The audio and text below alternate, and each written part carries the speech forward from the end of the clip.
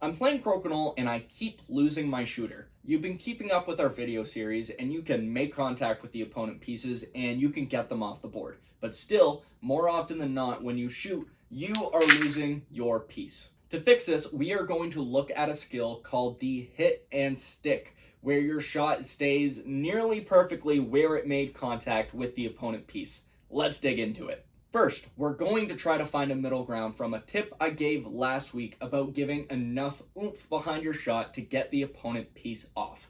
There is the chance that if you're losing your shooter a lot, you're giving your shots too much power, which causes them to fly around. If you're still at that point, try to dial it back where you have just enough power to get the opponent piece off, but not so much that your piece is flying around. The second tip is to look at where on the opponent piece you are making contact. If you're hitting the opponent piece on the edge, it is going to angle off in that direction. So, for example, if I hit this opponent piece on the outside, my piece is going to roll to the outside to the gutter. Even if I don't overpower it, that is enough for me to lose my shooter. To fix this, hit the opponent piece dead center so that the energy and momentum from your shot is carried completely into that piece. This should halt your button from moving very much while taking that off the board. Finally, let's talk about wax. New players love the shuffleboard wax.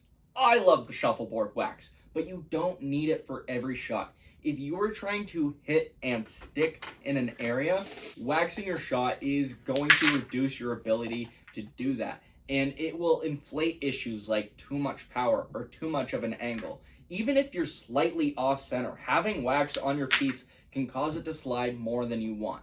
And especially when you're shooting across the board, that can be the difference between keeping your piece on and losing your shooter. So let's take those three skills, watching your power, hitting dead center, and not waxing every piece, and apply it to the drill we've been working on the last few weeks. To quickly review, you are going to move an opponent piece around 7 different spots on the board.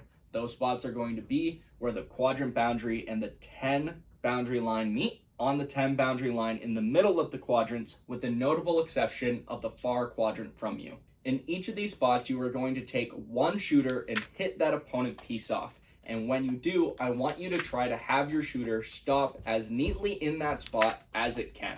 If you drift a little bit, that's okay. What we're more concerned about is it rolling a far distance or going completely off the board. Make contact, get the opponent piece off, and stay as close to that spot as possible. If you can do that in all 7 spots, congratulations. You can do what most people would consider a good shot by definition in Crokinole. Hitting an opponent piece, the bare minimum, getting it off the board, while keeping your shooter in play. High five!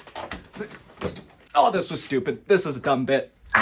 With that being said, you have probably noticed I have left out a very important piece in terms of playing Crokinole, which is shooting around, between, through the post.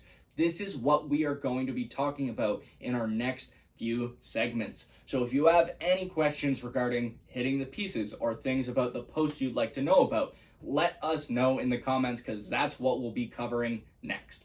Thanks again for watching. Make sure to subscribe to stay tuned in for when new episodes of the Crokinole for Beginners series comes out. And as always, happy flicking.